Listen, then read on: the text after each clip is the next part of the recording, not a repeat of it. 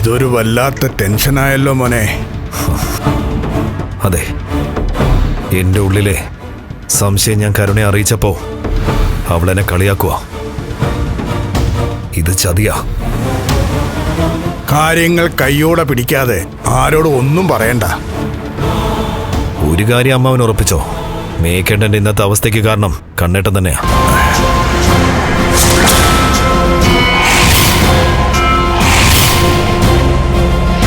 അതെ അമ്മാവ, അന്ന് അവരൊന്നിച്ച് യാത്ര ചെയ്തപ്പോ മാർക്കോടെ വരാൻ കാരണക്കാരൻ കണ്ണേട്ടനാ.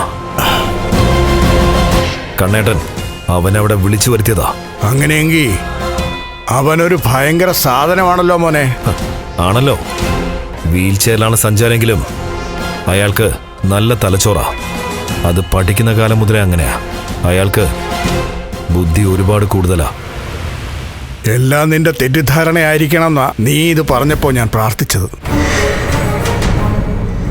പക്ഷേ ഇപ്പോഴത്തെ സാഹചര്യമൊക്കെ വെച്ച് നോക്കുമ്പോൾ അതിനുള്ള സാധ്യത കുറവാ.